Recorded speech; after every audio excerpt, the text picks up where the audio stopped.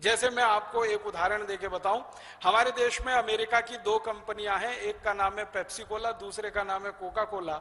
इनके साथ भारत सरकार का जब एमओयू साइन हुआ तो उसमें शर्त है कि ये दोनों कंपनियां जब $5 विदेशों से कमाकर भारत को लाकर देंगी तब ये $1 भारत से ले जाने की अधिकारी होंगी। माने ये कंपनियां भारत से अगर पैसा ले जाना चाहें तो $1 ये तब ले जाएंगे जब $5 कमाकर भारत के धन कोष में जमा कर देंगे। आप जानते हैं भारत का विदेशी मुद्रा कोष होता है, विदेशी मुद्रा भंडार होता है, तो $5 विदेशी मुद्रा भंडार में ये एक पेप्सी और कोका कोला जब जमा कर देगी लाकर एक्सपोर्ट करके, तब ये $1 का इंपोर्ट करेंगे। ये इनके एमओयू में कंडीशन है। लेकिन पिछले 17 वर्षों में दोनों कंपनियों ने इस कंडीशन का आज तक पालन नहीं किया है। आंकड़े ये बताते हैं कि ये कंपनियां $5 यहां से लेके जा रही हैं तब $1 लेके आ रही हैं। तो एमओयू की जो सबसे प्रमुख शर्त है उसका उल्लंघन हो रहा है। हमारी सरकार के द्वारा मंत्रालय ने जो साइन किया है एग्रीमेंट, उसका उल्लंघन हो रहा है। हम इनको कोर्ट में घसीट सकते हैं और बहुत आसानी से इस पर फैसला ले सकते हैं। एक इसी तरह की एमओयू की शर्त है कि पेप्सी और कोका कोला कंपनी भारत देश में सॉफ्ट ड्रिंक नहीं बेचेगी। पानी जो बोतल में भरा हुआ जिसको कार्बोनेटेड वाटर कहते हैं वो नहीं बेचेंगे। इनका भारत में आने का मुख्य मकसद है और एमओयू की कंडीशन है कि भारत के किसानों का आलू, टमाटर, प्याज, गोभी, पत्ता गोभी, गाजर आदि आदि जो फल हैं, सब्जियां हैं, जो हर साल 60,000 करोड़ के खराब हो जाते हैं, उनको प्रोसेस करके ये भारत में और भारत के बाहर विदेशों में बेचेंगे। प्रोसेस करके बेचेंगे, कच्चा माल भी नहीं बेच सकते, प्रोसेस करके बेचेंगे। लेकिन दुर्भाग्य हमारे देश में यह है कि इन कंपनियों का जो प्रोसेस किया हुआ टमाटर, आलू आदि का खाद्य पदार्थ है वो बहुत मामूली सा बिक रहा है और पूरे हिंदुस्तान में इनका सॉफ्ट ड्रिंक बिक रहा है जो बेचने की इनको परमिशन नहीं है। फिर एक तीसरी कंडीशन है एमओयू की, वो ये है कि पेप्सी और कोका कोला कभी भी अपने ब्रांड नेम से कोई चीज भारत में नहीं बेचेंगे।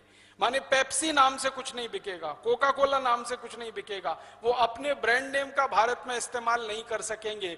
लेकिन दुर्भाग्य हमारे देश में एमओयू की ये शर्त का भी वो उल्लंघन कर रहे हैं। उनके अपने ब्रांड नेम से सारी चीजें इस देश में बिक रही।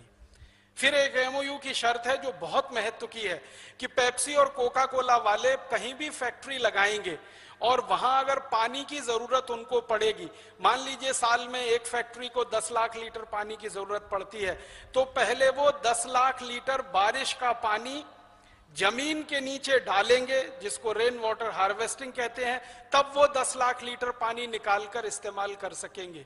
लेकिन इनके किसी भी कारखाने में रेन वाटर हार्वेस्टिंग का कोई सिस्टम नहीं है। एक बूंद पानी भी जमीन में नीचे नहीं डालते हैं, वो सारा जमीन में से निकाल रहे हैं और गांव के गांव पानी से वंचित हो गए हैं। अगर यहाँ राजस्थान के कोई न्यायविद आए होंगे तो उनके लिए मैं कह रहा हूं, आप एक छोटी सी टीम बनाइए, जयपुर के पास एक गांव में जाइए, उस गांव का नाम है काला डेरा। उस काला डेरा में पेप्सी कोला का प्लांट लगा हुआ है। उन्होंने पिछले 4-5 साल में पानी इतना निकाल लिया है जमीन से कि काला डेरा गांव के आसपास के 50 गांवों का पानी सूख गया है। अब उस गांव के किसानों को पीने के लिए पानी लाने के लिए टैंकर मंगाना पड़ता है, 3-4 किलोमीटर दूर जाना पड़ता है जानवरों के पानी की व्यवस्था के लिए। सारा पानी पेप्सी कोला कंपनी ने खर्च कर दिया। ऐसी एक नहीं बहुत सारी शर्तें हैं। एक शर्त यह है कि पेप्सी कोला और कोका कोला कंपनी भारत में आएगी, एक भी व्यक्ति का रोजगार अगर उनके कारण जाएगा तो कंपनी की जिम्मेदारी होगी, माने वो किसी को बेरोजगार नहीं कर सकते। लेकिन इन दोनों कंपनियों ने भारत में आकर क्या किया, हमारे देश के जो स्वदेशी बॉटलिंग प्लांट थे, आपको मालूम है एक कैंपा कोला हुआ करता था, एक 777 हुआ कर सकता होता था, एक फेंटा हुआ करता था, तो ये स्वदेशी बॉटलिंग प्लांट थे सॉफ्ट ड्रिंक्स के, इन सबको टेक ओवर किया पेप्सी और कोका कोला ने, खरीदा। फिर इनमें से हजारों कर्मचारियों को बाहर निकाल दिया और बहुत थोड़े से कर्मचारियों के साथ उनका अब बॉटलिंग प्लांट चल रहा है। तो मैंने आपको ये पेप्सी कोला का नाम लेके कहा, इनके एमओयू की एक भी शर्त ये नहीं मानते हैं, सब शर्तों का उल्लंघन करते हैं और धड़ल्ले के साथ भारत में व्यापार करते हैं। तो हम सब अगर न्यायविद इस पर काम करें और एक अच्छी सी पिटीशन ड्राफ्ट करें और हिंदुस्तान के अलग अलग अदालतों में, मेरा यह मानना है कि हर डिस्ट्रिक्ट कोर्ट में जहां पेप्सी और कोका कोला का प्लांट है, हर डिस्ट्रिक्ट कोर्ट में हम पिटीशन फाइल करें। बाद में वो हाई कोर्ट जाएगा तब देखेंगे, सुप्रीम कोर्ट जाएगा तब देखेंगे। हर जिला अदालत में ये पिटीशन फाइल हो जाए और एक साथ भारत के 680 जिलों में पिटीशन आ जाए, तो पेप्सी और कोका कोला वालों की नींद हराम तो हम कर ही सकते हैं। हिंदुस्तान से उनको भगाने की रास्ते तो खोल ही सकते हैं। उनको पता क्या चल जाएगा कि संसद में बैठे हुए 545 एमपीज जो आज तक उनका समर्थन कर रहे हैं, अब उससे बड़ी ताकत हिंदुस्तान के जिलों में खड़ी हो गई है, जो इनकी खाट खड़ी कर देंगे या इनकी जड़ खोद देंगे।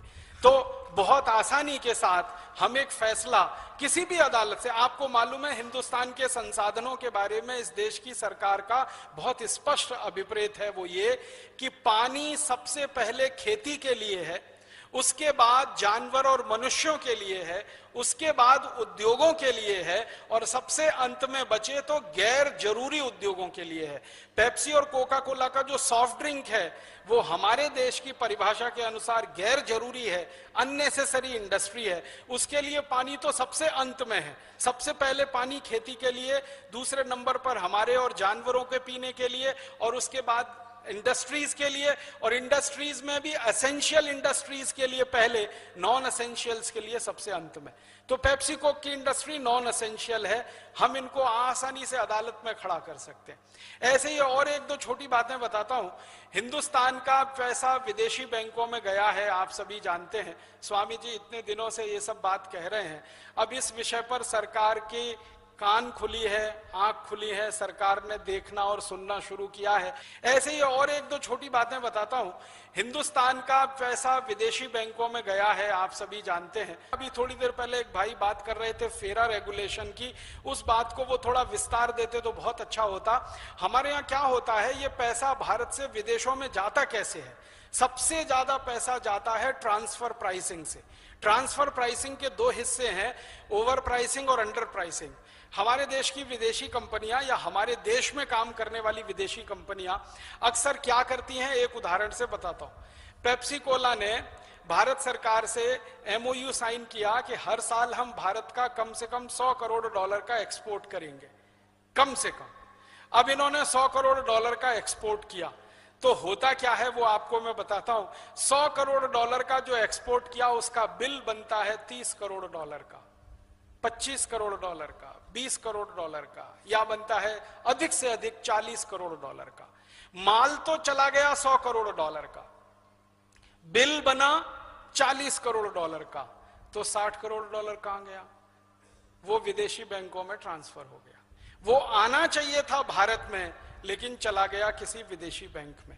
तो हमारे देश से जो निर्यात हो रहा है माल, वो अगर $1000 करोड़ का है तो बिल बनेगा $400 करोड़ का।